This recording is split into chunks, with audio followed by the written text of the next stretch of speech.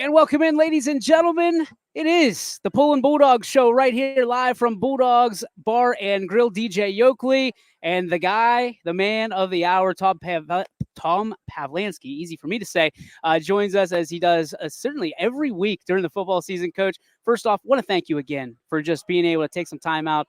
I know you've got a ton of things to do. You've got some stuff to do tonight. Appreciate you stopping by. I know everybody's here to see you, see the boys, and support you. So thank you so much. No problem at all, DJ. I mean, glad to be here. And, it's all I know is that being a Pullin' Bulldog and part of this community and the school district is really special. It sure is. Let's talk about that to begin. Another year under your belt. Does it ever get to the point for you as a veteran coach that you kind of know what you have going in, or is there still a little bit of sparkle to every season? Oh no, there's still a sparkle to every season. You know, that phrase really hits. It really does, because I mean, it's I think part of the joy of coaching and part of the joy of teaching is just seeing kids grow. And and like I said, in football season wise, we had an outstanding year last year. Mm-hmm. Really, tremendous year. And then we graduated a tremendous senior class that was large in quantity and especially large in quality. And and then now we got to replace everybody. And coming in, the makeup of the team where we have 12 seniors, 12 juniors, and 13 seniors, 12 juniors, and 20 sophomores, and a freshman.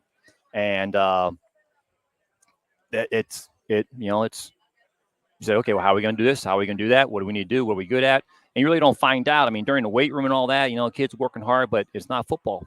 That's what makes football unique. You don't get to practice football until, you put the helmet on and get outside and it's 11 on 11 and, to do the football stuff that you need to do. And really, ever since we started back in May, we had like 46 days to get ready. And I think our kids really maximized it, and they put forth a good effort, a good focused effort on Friday. And I thought we played well against a very good Salem team, and that's going to win their share of games. And so I'm really proud of our guys, but we know we got to get better here this week. A 28-10 win over Salem on Friday. You mentioned that large group of sophomores. What are their expectations? I know everybody talks about the new wave, right, coming in. You're going to have to catch up quick and get that experience. Oh, sure. And you can't beat anything but experience. I mean, it's the experience is the best teacher. And, and I think they know, and I think everybody in our program knows, hey, you put that P on your helmet, you got the seminary across your chest. We expect you to play. We expect you to play well and to be there for your teammates and to be there together. And so, the expectations don't change. And they're high. And I know our guys and our coaching staff, we don't want it to be any less than what it is. We want it to be high expectations and to push towards it and see how good we can get. One of the biggest conversations during the offseason, especially in football, but obviously this year in other sports, are the sliding scale of teams going up and down divisions. You guys go from D4 to D5 this year, especially in the conference. There's a lot of advantage to being able to do that with your schedule, playing teams up and getting points, racking them up throughout the season. Do you see that same advantage? And when you first heard about it, I mean, what was your thought? After seeing like the Division 4 region, all right, seeing who was in there and that, and everybody's like, holy cow. All right. And it's like, okay, I think we may, but nonetheless, that's not a knock on the region we're in right now, because Sure. I know there's really good football teams there. But bottom line is, my thought is that, hey, if we're able to compete in our conference, yeah, then we're going to be able to compete, whether it's D4, D5, D3, D6, whatever it is. And that's the main thing. So really, I don't pay much attention to it.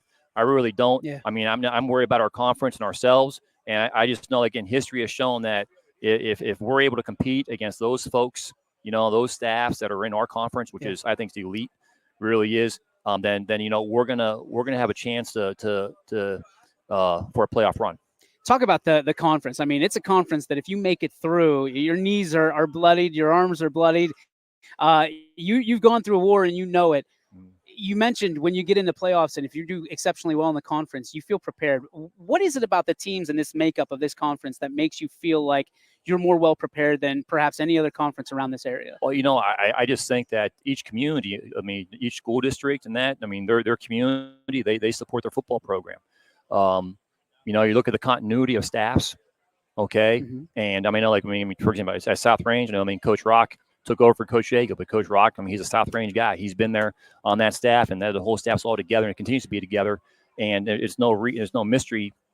I mean, the season they had last year, and all the accolades that they get, but also the expectations they have this year, it's not different, than any other year. And but I think it starts with the community. It's a football-rich area, and we just know, again, and the coaches that are in our conference are really, really good. And we know that every Friday, you better be ready to play, because if not, you're gonna get your lunch handed to you. And so I think just that routine of being ready to play, having to be able to ready to play, that gets you ready for the playoffs.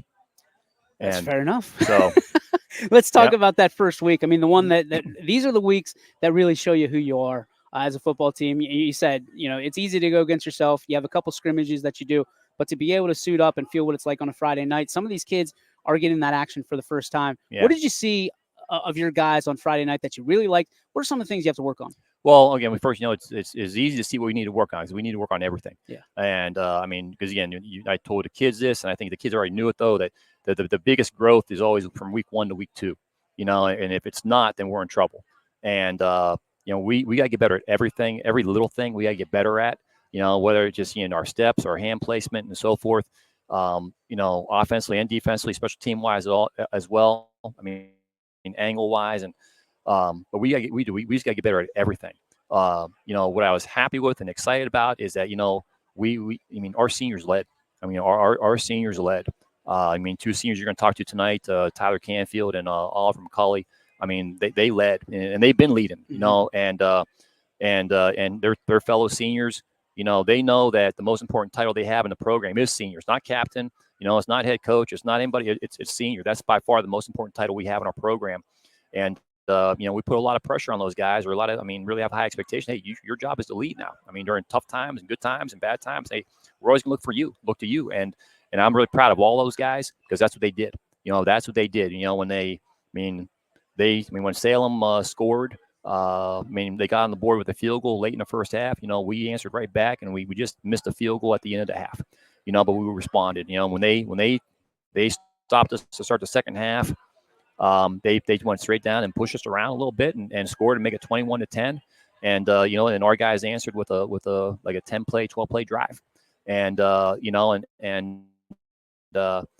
so I mean, and it happened with, we had a touchdown called back in that drive too. We had a big play, that touchdown got called back, and and we still, got our composure back, and we kept doing it, and that was because, again, the seniors really, again, they led, and we need them again this week, and so I said that's what I'm most proud of the guys.